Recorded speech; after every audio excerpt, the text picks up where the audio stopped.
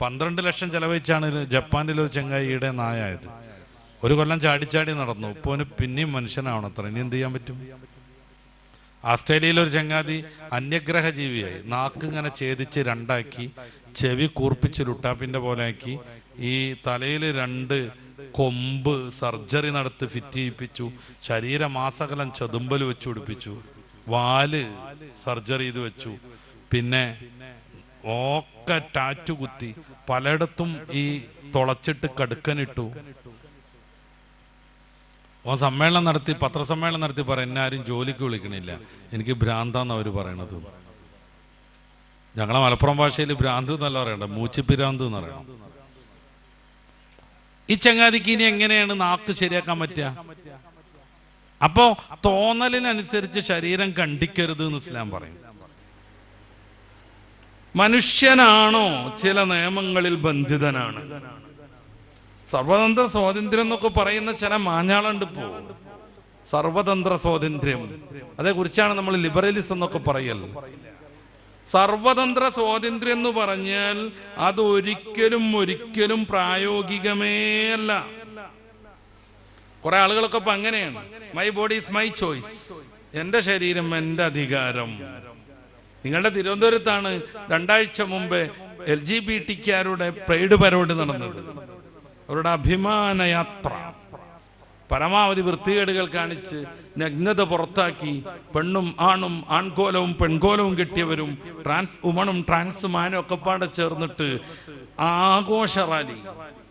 അതിന്റെ അവസാനം അവരുടെ റെയിൻബോയുടെ കടലുള്ള അവരുടെ മഴവില്ലിന്റെ കളറുള്ള പതാകയും പിടിച്ചിട്ട് അവർ നടത്തുന്ന ഒരു പ്രതിജ്ഞയുണ്ട്, എന്റെ ശരീരം എന്റെ അധികാരം, എന്റെ ശരീരം എന്റെ അധികാരം, ഞാൻ വേണ്ട വിധം എന്റെ ശരീരം കൈകാര്യം ചെയ്യും, എനിക്ക് ലൈംഗികമായി ലഭ്യമായ ഓർഗനുകൾ ഞാൻ വെട്ടിമുറിക്കും, ആണായി പിറന്ന ഞാൻ പെണ്ണായി മാറും, പെണ്ണായി പിറന്ന ഞാൻ ആണായി മാറും, ഞാൻ എനിക്ക് പറ്റുമെങ്കിൽ ആണിനെ കെട്ടി ജീവിക്കും, ഒരു പെണ്ണിന് അവൾക്ക് പറ്റുമെങ്കിൽ പെണ്ണിനെ കെട്ടി ജീവിക്കും.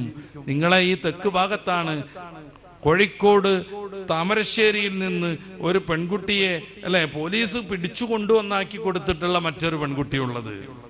അവരുടെ പേരൊക്കെ എൻ്റെ മനസ്സിലുണ്ട്, തൽക്കാലം ഞാനത് പറയുന്നില്ല.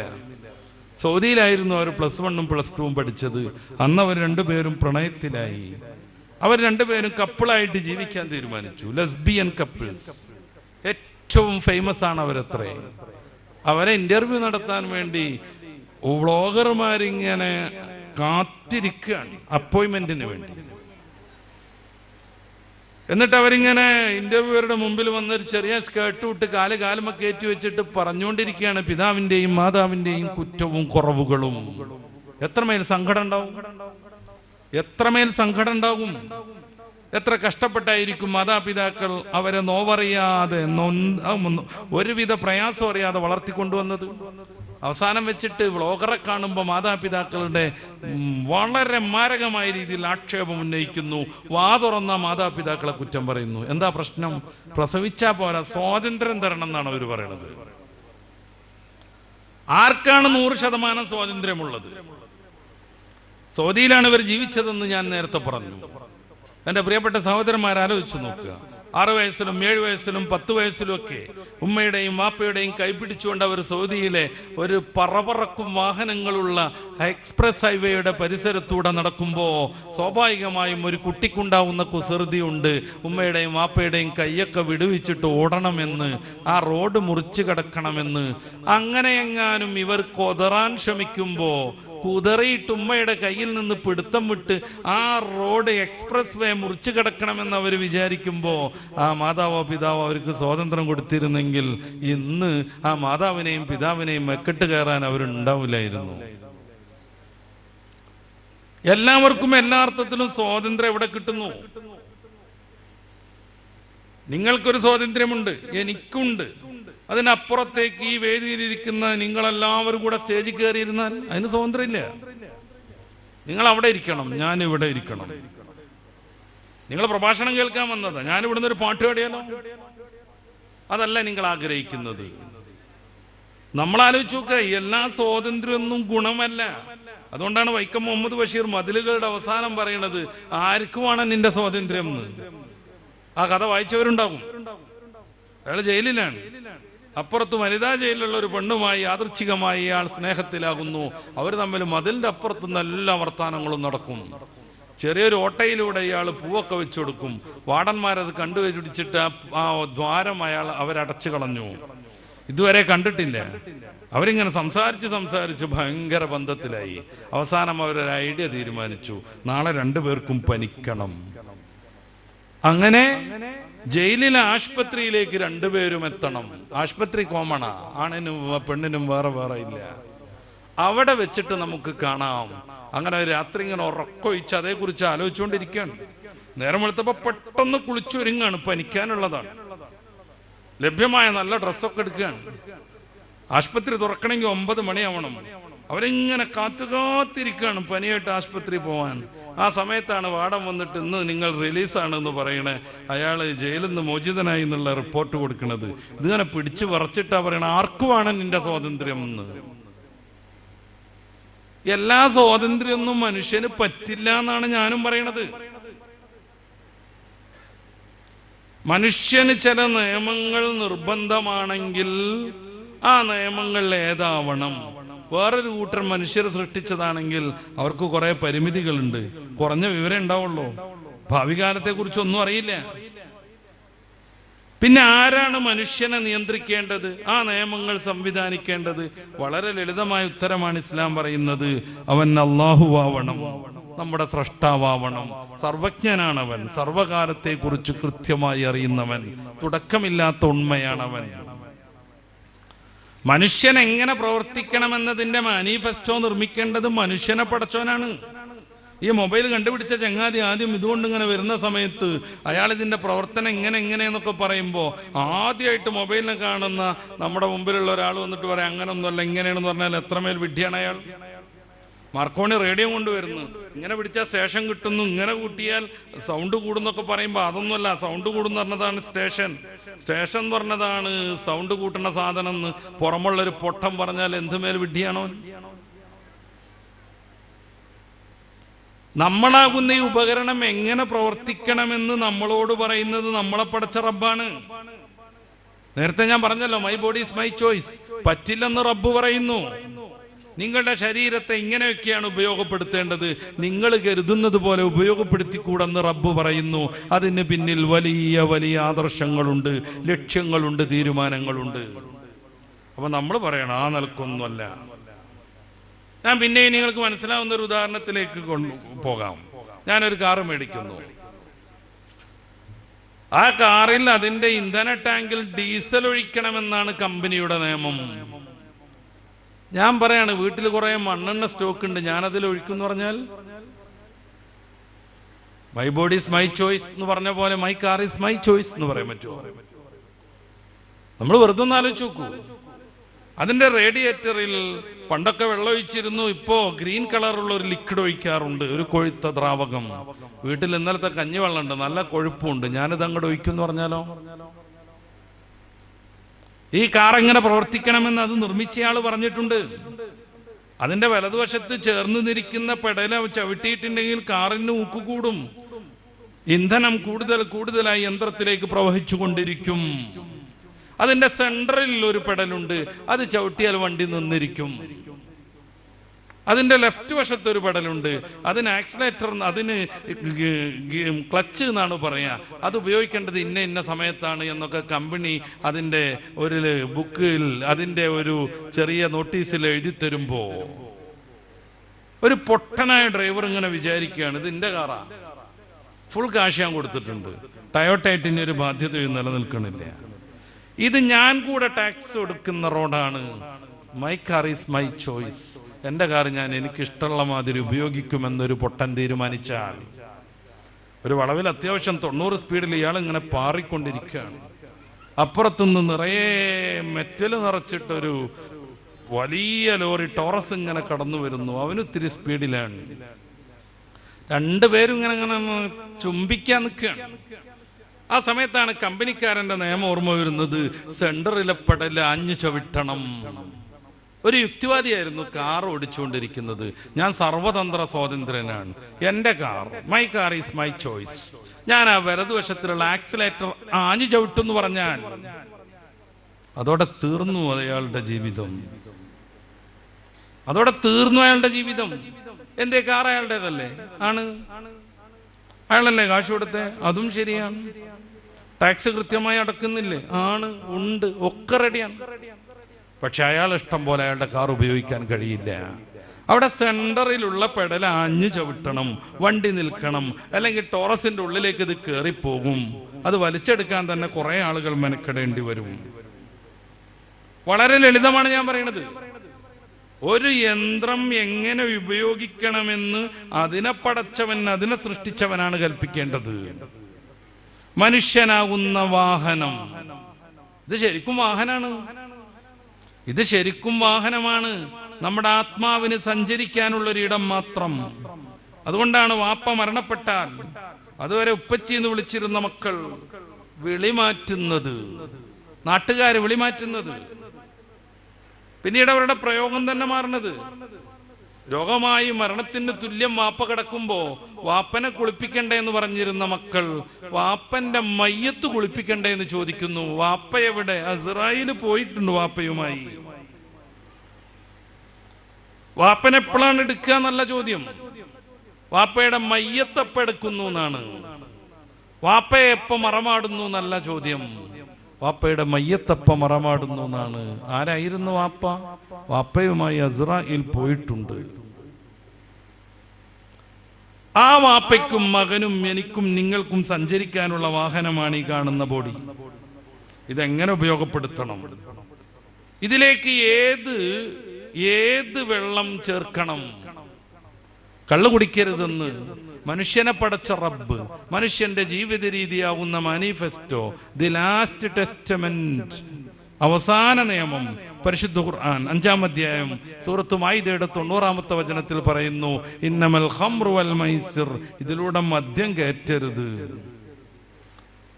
കാറിന്റെ ടാങ്കിൽ ഡീസൽ ഒഴിക്കണം, മണ്ണെണ്ണ പാരരുതെന്ന് കമ്പനി പറയുന്നത് പാലിക്കാൻ നാം തയ്യാറാകുന്നുണ്ടോ? മനുഷ്യനെ പടച്ച റബ്ബ് പറയുന്നു ഇതിലൂടെ മദ്യം കയറ്റരുതെന്ന്. അത് പാലിക്കാനും നമ്മൾ നിർബന്ധിതരാണ്. കാറ് 2 ആഴ്ച നമ്മൾ ഇട്ടു പോകില്ല. ഉംറക്ക് പോകുമ്പോ അയൽവാസിനെ ഏൽപ്പിക്കും, നീ അതൊന്ന് കൊണ്ടുവന്നിട്ട് ചാട്ടാക്കി വെക്കണം എന്ന്, അല്ലെങ്കിൽ ബാറ്ററി ഇറങ്ങിപ്പോകുന്നു. ഈ വാഹനം ഇങ്ങനെ തന്നെ നിടക്കരുത്, 5 നേരം കുനിയണം, ഓരോ സന്ധിയൊക്കെ നടക്കണം എന്ന് റബ്ബ് പറഞ്ഞിട്ടുണ്ടെങ്കിൽ അത് ചെയ്യേണ്ടി വരും. അത് ചെയ്യേണ്ടി വരും. ഇടക്കിടക്ക് നമ്മുടെ ഓയിലും അതിലുള്ള വസ്തുക്കളൊക്കെ ഒന്ന് മാറ്റണം എന്ന് കമ്പനി പറയുമ്പോ ഓയിൽ ചേഞ്ചിന് മനുഷ്യൻ നിർബന്ധിതനാകുന്നത് പോലെ നമ്മുടെ ശരീരത്തിൽ അടിഞ്ഞുകൂടിയിട്ടുള്ള സംഗതികളൊക്കെ ഒന്ന് പോട്ടെ, ഇടക്കിടക്ക് നോമ്പെടുക്കണമെന്ന് മനുഷ്യനോട് റബ്ബ് പറഞ്ഞാൽ അത് നമ്മൾ സ്വീകരിക്കേണ്ടി വരും. ആ നിയമസംഹിതയാണ് ഇസ്ലാം. മനുഷ്യനെ പടച്ചവൻ മനുഷ്യൻ ജീവിക്കാൻ എങ്ങനെയൊക്കെയാണ് മാർഗങ്ങളെന്ന് പറഞ്ഞു തന്ന വിശുദ്ധമായ ആദർശം. ഞാൻ തുടക്കത്തിൽ പറഞ്ഞു, വലുന്നിലാഹിയുൻ, ദൈവികമായ സംവിധാനം. ഇതിൽ ജനിക്കാൻ ഭാഗ്യം കിട്ടിയവരാണ് നമ്മളെല്ലാവരും. മഹാനായ യാക്കൂബ് നബി അലൈഹിസ്സലാത്തു വസ്സലാം മരണവക്രത്തിൽ തന്റെ മക്കളെയെല്ലാം വിളിച്ചു കൂട്ടിക്കൊണ്ട് നടത്തുന്ന ഒരു ഉപദേശം പരിശുദ്ധ ഖുർആൻ സൂറത്തുൽ ബഖറയുടെ 130 മുതലുള്ള വചനങ്ങളിൽ ഉദ്ധരിക്കുന്നുണ്ട്. അം കുൻതും ശുഹദാ ഇദ് ഹളറ യാക്കൂബൽ മൗത്ത് ഇദ് ഖാല ലിബനി, മക്കളോട് യാക്കൂബ് നബി മരണ സന്ദർഭത്തിൽ പറഞ്ഞു, മാ തഅബദൂന മിൻ ബഅദി ഇന്നല്ലാഹ ഇസ്തഫാ ലക്കുമുദ്ദീൻ, മക്കളെ, അല്ലാഹു നിങ്ങൾക്ക് ഇസ്ലാമിനെ ദീനായി തെരഞ്ഞെടുത്തു തന്നിരിക്കുന്നു. വലാ തമൂതുന്ന ഇല്ലാ വഅൻതും മുസ്ലിമൂൻ, ഇനി മുസ്ലിങ്ങളായിട്ട് വേണം മരിക്കാനും. ഇടക്ക് വെച്ച് വ്യതിചലിക്കരുത്, എക്സായി പോകരുത്. മുസ്ലിമായിട്ട് തന്നെ വേണം മരിക്കാനും. അവിടുന്ന് ചോദിച്ചു, മാ തഅബുദൂന മിൻ ബഅദി, എനിക്കു ശേഷം നിങ്ങൾ ആരെ ആരാധിക്കും? നഅബുദു ഇലാഹക് വഇലാഹ ആബായിക് ഇബ്രാഹിം വഇസ്മാഈൽ വഇസ്ഹാഖ് ഇലാഹം വാഹിദ, അങ്ങ് പഠിപ്പിച്ച ഇലാഹിനെ, അങ്ങയുടെ പിതാവാകുന്ന ഇബ്രാഹിം നബിയും ഇസ്മായിൽ നബിയും ഇസ്ഹാഖ് നബിയും പഠിപ്പിച്ച ഇലാഹിനെ, ഏകനാം അള്ളാഹുവിനെ ഞങ്ങൾ ആരാധിക്കും. ആ മക്കളുടെ സന്തോഷപൂർവമുള്ള മറുപടി കേട്ട് സായുജ്യത്തോടു കൂടെയാണ് യാക്കൂബ് നബി അലൈഹിസ്സലാം മരണപ്പെടുന്നത്. ട്രാൻസ്ജെൻഡർ പരലോകത്ത് എങ്ങനെയാണ് വിധിക്കപ്പെടുന്നതാണ് എഴുതിയതെന്ന് തോന്നുന്നുണ്ട്. ഈ ട്രാൻസ്ജെൻഡർ എന്ന് പറയുമ്പോഴേക്കേ ഈ എഴുതിയ ആളടക്കം ഒരു തെറ്റിദ്ധാരണയിലുണ്ട് എന്നാണ് തോന്നുന്നത്.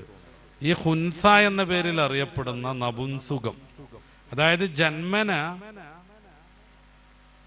ഈ ലൈംഗിക ഭാഗത്തൊരു വൈകൃതമുള്ള ടീം, അതല്ല ട്രാൻസ്ജെൻഡർ.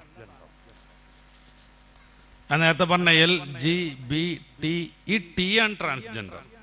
അത് കഴിഞ്ഞിട്ട് QIA, ഈ I ഇന്റർസെക്സൽ, അതാണ് ഈ പറയുന്ന ഹുൻസ.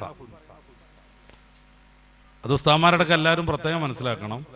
ട്രാൻസ്ജെൻഡർ എന്ന് പറഞ്ഞാൽ ആണായി ജനിച്ച് ആണായി വളർന്ന് ഇടയ്ക്ക് വെച്ച് പെണ്ണാണെന്ന് തോന്നിയിട്ട് കൃത്രിമ മാർഗത്തിൽ ലൈംഗിക ഭാഗങ്ങളൊക്കെ മുറിച്ച് 12-13 സർജറി നടത്തണം. 40 ലക്ഷത്തി ചില്ലാൻ രൂപ ചെലവ് വരും. ഒരു 2 വർഷം മുന്നേ ഹോർമോൺ ട്രീറ്റ്മെൻറ്റ് തുടങ്ങണം. പിന്നെ മരിക്കോളം ഹോർമോൺ ട്രീറ്റ്മെൻറ്റ് നടത്തിക്കൊണ്ടിരിക്കണം. അങ്ങനെ ആരോഗ്യമുള്ള ഒരു ചെറുപ്പക്കാരൻ ട്രാൻസ് വുമണായിട്ട് നിത്യരോഗിയായി മാറുന്നതാണ് ട്രാൻസ്ജെൻഡർ. അതേപ്രകാരം പെണ്ണുങ്ങൾ ആണുങ്ങളായി മാറും. ഒരിക്കലും 100% ഒരു പെണ്ണിന് ആണാവാനോ ഒരാണിന് പെണ്ണാവാനോ പറ്റൂല. കാരണം പിതാവിൻ്റെ Y ക്രോമോസോമും മാതാവിൻ്റെ X ക്രോമോസോമും ചേരുമ്പോഴാണ് ആൺകുട്ടി ജനിക്കുക. ഓരോ കോശവും ആണായിരിക്കും. നേരെ മറിച്ച് പിതാവിൻ്റെ Xും മാതാവിൻ്റെ Xും ചേരുമ്പോഴാണ് പെൺകുട്ടി ജനിക്കുക. ആ പെൺകുട്ടിയുടെ ഓരോ കോശവും പെണ്ണായിരിക്കും. അപ്പോൾ പ്രകടമായി കാണുന്ന ലൈംഗിക ഭാഗങ്ങൾ, സെക്സ് എന്ന് പറയുന്ന ആ സാധനം, നമ്മുടെ ഈ ഡിസ്ചാർജിനുള്ള ഓർഗൻസ്, മൂത്രയിക്കാനും വിസർജനം നടത്താനുള്ള സാധനങ്ങൾ, ഇത് കട്ട് ചെയ്തിട്ടോ അല്ലെങ്കിൽ വേറൊന്ന് തുന്നിപ്പിടിപ്പിച്ചതുകൊണ്ടോ, അതേപ്രകാരം പെൺകുട്ടി സ്തനം മുറിച്ചിട്ടതുകൊണ്ടോ, ആണ് സിൽക്കനും മറ്റൊക്കെ കുത്തിവെച്ചിട്ട് സ്തനഭാഗം വളർത്തിക്കൊണ്ടുവന്നുകൊണ്ടോ ഒരിക്കലും പെണ്ണാണാവൂല, ആണ് പെണ്ണാവൂല. ഈ പരിപാടി പറ്റൂല എന്ന് ഇസ്ലാം പറയണ്. അത് ചെയ്ത് ജീവിച്ചൊരാള് തെറ്റ് ചെയ്ത് ജീവിക്കുന്നു. അയാൾ മരിച്ചാൽ സാധാരണ തെറ്റ് ചെയ്ത ആളുകൾക്കൊക്കെ ഉണ്ടാവുന്നത് പോലെ വിചാരണ ഉണ്ടാവും. ഞാൻ അത് കേട്ടെ. സാധാരണ തെറ്റ് ചെയ്ത് മരിച്ച ഒരാൾക്ക് ഉണ്ടാവുന്ന വിചാരണ അയാൾക്കും ഉണ്ടാവും.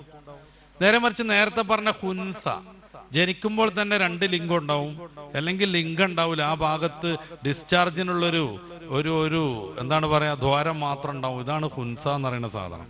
അത് ട്രാൻസ്ജെൻഡർ അല്ല, ഹിജഡ എന്ന് പറയുന്ന സാധനമാണ്.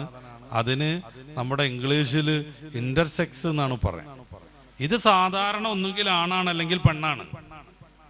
അതെങ്ങനെ തീരുമാനിക്കുക? ഫിഖ്ഹിലൊക്കെ വ്യക്തമായ രീതിയിലുണ്ട്. 2 ലിംഗമുള്ളതിൽ ഏതാണ് കൂടുതൽ പ്രവർത്തനക്ഷമം അതായിട്ടാണ് അവരെ പരിഗണിക്കുക. മറ്റേ ലിംഗം ശരീരത്തിന് കേടൊന്നും വരാത്ത വിധാണെങ്കിൽ അത് കട്ട് ചെയ്ത് ഒരു സർജനെ കൊണ്ട് കട്ട് ചെയ്ത് മാറ്റിയാൽ പൂർണ്ണമായ പുരുഷനോ പൂർണ്ണമായ സ്ത്രീയോ ആയി മാറും. അതെങ്ങനെ പ്രവർത്തനക്ഷമത തീരുമാനിക്കുക? അതിനും കുറെ മാർഗങ്ങളുണ്ട്. മൂത്രം ഒഴിക്കണത് ഏതിലൂടെയാണ് നോക്കണം. 2ലൂടെയും മൂത്രം വരുന്നുണ്ടെങ്കിൽ സ്റ്റാർട്ടിങ് ഏതിലൂടെ നോക്കണം. അപ്പൊ സ്റ്റാർട്ടിങ്ങിലൂടെ വരുന്നതായിരിക്കും അവരുടെ സെക്സ്. മറ്റേത് അപ്പുറത്ത് ഇപ്പോൾ ഒരു ഓട്ടുണ്ടായാൽ തന്നെ അതിലൂടെ കുറച്ച് മൂത്രം വരും പോലെ കൃത്രിമമായി വരുന്നതാണ്. അപ്പൊ ആ ഭാഗം അടക്കണം, മറ്റേത് ഉഷാറാവും. അപ്പോ 2ലും ഒരേപോലെ സ്റ്റാർട്ടിങ് എന്നുണ്ടെങ്കിൽ ഏതാണ് അവസാനം നിൽക്കുന്നത് നോക്കും. 2ലും നിൽക്കുന്നത് ഒരേ പ്രകാരമാണെന്നുണ്ടെങ്കിലാണ് ഹുൻസൽ മുഷ്കിൽ, സംശയാസ്പൃതമായ ഹുൻസ എന്ന പേരിൽ വരിക. അവരെ പിന്നെ അവരുടെ ഏകദേശം ലൈംഗിക പക്വതക്ക് വന്നിട്ട് അവർക്ക് ഏത് ലിംഗത്തോടാണോ ലൈംഗിക ചായ്വ് എന്നുള്ളത് നോക്കണം. അവർ ആൺകുട്ടിയോടൊക്കെയാണ് നല്ല ചായ്വെങ്കിൽ ഈ സാധനം പെണ്ണാന്ന് മനസ്സിലാവും. അല്ല, ഒരു പെൺകുട്ടിയെ കാണുമ്പോഴാണ് ഇങ്ങനത്തെ ഒരു ഹുൻസക്ക് ലൈംഗികമായ ഉത്തേജനം വരുന്നതെങ്കിൽ ആള് ആണാന്ന് മനസ്സിലാക്കപ്പെടും. ഒന്നുകിൽ ആണാണ് അല്ലെങ്കിൽ പെണ്ണാണ്. അവർക്ക് സാധാരണ നമ്മളൊക്കെ ജീവിക്കുന്ന അതേ ജീവിതമാണ്. വളരെ അപൂർവമായിട്ട് മാത്രമാണ് അങ്ങനത്തെ ജന്മങ്ങൾ ഉണ്ടാകുക. അവരെ സർജറി നടത്താൻ ഇസ്ലാം അനുവദിക്കുകയും ചെയ്യും. അപ്പൊ എന്താ ട്രാൻസ്ജെൻഡറിനെ സർജറി നടത്താത്തത്? അവിടെ പ്രശ്നം മെന്റലി പ്രോബ്ലമാണ്, ഇവിടെ പ്രശ്നം ബയോളജിക്കൽ പ്രോബ്ലമാണ്. ബയോളജിക്കൽ പ്രശ്നം എന്ന് പറഞ്ഞാൽ അവർക്ക് ഫിസിക്കലി ഉള്ളൊരു പ്രശ്നമാണ്. ഇപ്പൊ കാലിൽ മുള്ളു കയറിയിട്ടുണ്ടെങ്കിൽ സർജറി നടത്തും. നേരെ മറിച്ച് മാനസിക രോഗം പിടിച്ച സർജറി നടത്തൂല, അതിന് വേറെ ട്രീറ്റ്മെന്റാണ്. അപ്പൊ ട്രാൻസ്ജെൻഡറിന് വെറും തോന്നലാണ് ഞാൻ ആണാണെന്നുള്ളത്. ഈ വറക്കപ്പുറത്തുള്ള ഒരു പെൺകുട്ടിക്ക് സിനിമ ഒക്കെ കണ്ടിട്ട് തോന്നുകയാണ് ഞാൻ ആണാണ്. പിന്നെ അവര് അതിനുള്ള പരിപാടിയായിട്ട് മുന്നോട്ട് പോകുമ്പോൾ മോളെ നീ ആണല്ല നീ പെണ്ണാന്ന് ബോധ്യപ്പെടുത്തുകയാണ് വേണ്ടത്. അതിന് ചിലപ്പോൾ സൈക്കോളജി നല്ല സൈക്കാട്രിസ്റ്റിനെ കാണിക്കേണ്ടി വരും, ചിലപ്പോൾ മെഡിസിൻ യൂസ് ചെയ്യേണ്ടി വരും.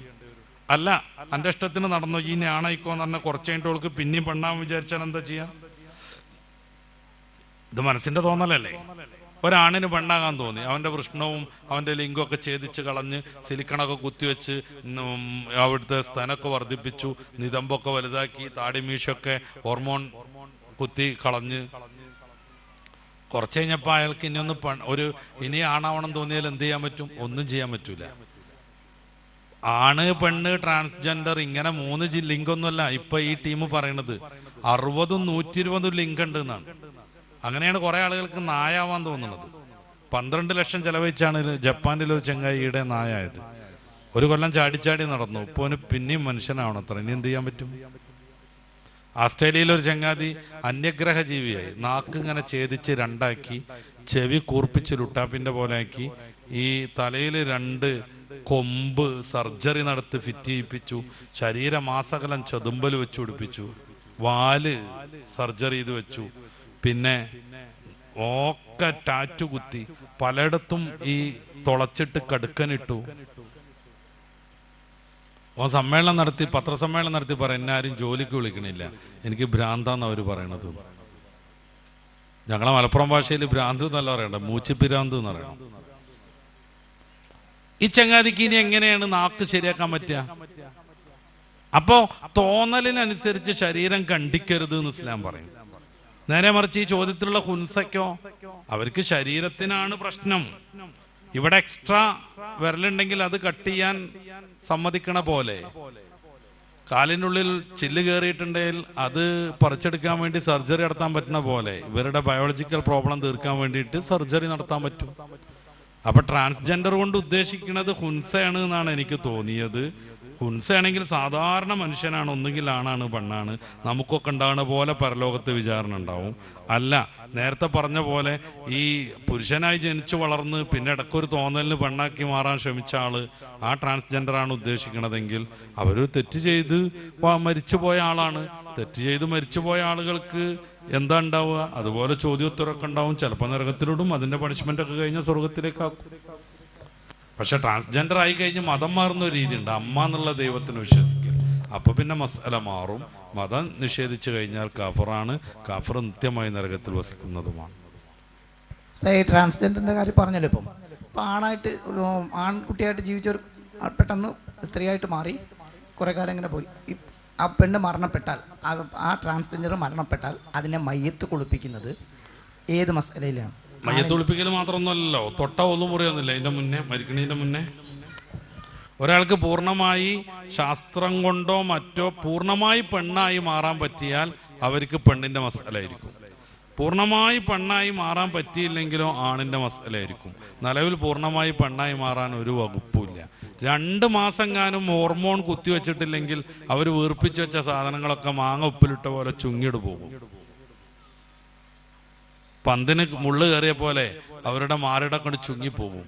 അപ്പൊ അവരാണെന്നെ നടത്തും. കാരണം അടിസ്ഥാനപരമായി ആണിന്റെ ഹോർമോൺ വരുന്നത് കൊണ്ടാണ് സ്തനം ചുങ്ങണത്. അത് ചുങ്ങാതിരിക്കാൻ മാസാമാസം കൃത്രിമമായി പെണ്ണ് ഹോർമോൺ കുത്തിവെക്കണം. പൂർണ്ണമായി ഒരാൾക്ക് ആണാവാൻ പറ്റുമെങ്കിൽ പിന്നെ ആണിന്റെ മസലയാണ്. ഓനെ തൊട്ട ഒതുമറിയില്ല, ഓനെ കുളിപ്പിക്കേണ്ടത് ആണുങ്ങളാണ്. പൂർണ്ണമായി പെണ്ണാവാൻ പറ്റിയാൽ പെണ്ണിന്റെ മസലയാണ്. അവളെ അതുവരെ ആണായിരുന്നെങ്കിൽ പോലും അവളെപ്പോൾ തൊട്ട ഒതുമുറിയും. പക്ഷെ ശാസ്ത്രീയമായിട്ട് പൂർണ്ണമായിട്ട് ആണോ പെണ്ണാവാനൊന്നും പറ്റൂല. പിന്നെ എങ്ങനെയാണ്? ഒരൗലിയ കറാമത്തോണ്ടാക്കി സങ്കല്പിച്ചോളൂ. ഒരൗലിയ കറാമത്തോണ്ട് ഒരു മയമീനെ നേരെ ഭാഗത്തും നോക്കി ഫുള്ളി മാറി. ഇപ്പൊ ഈ ട്രാൻസ്ജെൻഡർ പെണ്ണായി എന്നൊക്കെ പറഞ്ഞു നടക്കുന്ന സാധനങ്ങളില്ലേ, ഓലെ പെൻഡുലം പോയി തന്നെ ഉള്ളൂ. പ്രസവിക്കാൻ പറ്റുമോ? ഇല്ല. നേരാവണ്ണം സെക്സ് പറ്റുമോ? ഇല്ല. ഗർഭാശയുണ്ടോ? ഇല്ല. ഹയല് വരുമോ? ഇല്ല. ഹയതിന്റെ കൃത്യം 14 ദിവസമാണ് ഓവുലേഷൻ ഉണ്ടാകുക, അണ്ടവിസർജന, അതുണ്ടോ? ഇല്ല. പിന്നെ കോലത്തിൽ ഇങ്ങനെ കുലുക്കി നടക്കാനുള്ള 2 സാധനം ഉണ്ടാക്കി, അതുകൊണ്ട് അങ്ങനെ പെണ്ണാവോ? അപ്പൊ പൂർണ്ണമായി പെണ്ണായാൽ പെണ്ണിന്റെ മസല, പൂർണ്ണമായി ആണായാൽ ആണിന്റെ മസല. അതിനി എന്നങ്ങോ കുറെ കഴിഞ്ഞിട്ട് ശാസ്ത്രത്തിന് പറ്റുകയാണെങ്കിലും അപ്പൊ ഈ മസല വരും. ഈ നിലവിൽ അങ്ങനെ ഒരു സംവിധാനമല്ല. ഒരു 10-500 കൊല്ലം കൊണ്ട് അങ്ങനെ ആവൂല. പിന്നെന്തിനായി മസല? ഇപ്പൊ ഒരു പെണ്ണ് കല്ലായി, ഭർത്താവ് കല്ലായി. ഇപ്പൊ ഒരു ദമ്പതികൾ, ഒരു ഫാത്തിമ മുഹമ്മദ് ദമ്പതിയിലെ ഭർത്താവ് ആവുന്ന മുഹമ്മദ് നേരാവണ്ണം ശിലയായി അങ്ങോട്ട് മാറി. ആ പെണ്ണ് ബായിനായ തലാക്കായി. പിന്നെ അവൾക്ക് വേറെ ആളെ കെട്ട. ഈ മസലയാണ് ഇവിടെയും വരിക. 100% ഒരാൾ പെണ്ണായി, എന്നാ പിന്നെ പെണ്ണിനെ തൊട്ടാ പോലെ ഒന്നും മുറിയും. അവളെ കഴുകേണ്ടതും കുളിപ്പിക്കേണ്ടതും ഒക്കെ പെണ്ണ് തന്നെയാണ്. അതല്ലാത്ത കാലത്തോളം അത് ആണ് തന്നെയാണ്. പിന്നെ സൂക്ഷ്മത പാലിക്കേണ്ടി വരും. പെണ്ണിനെ പോലെ ഹോർമോണൊക്കെ കുത്തിവെച്ചത് കൊണ്ട് പെണ്ണിന്റെ ശരീരം പോലെ കുറെ ഭാഗത്തൊക്കെ തോന്നുന്നത് കൊണ്ടും എന്ത് ചെയ്യേണ്ടി വരും? നല്ല സൂക്ഷ്മമായിട്ട് തന്നെ കൈകാര്യം ചെയ്യേണ്ടി വരും.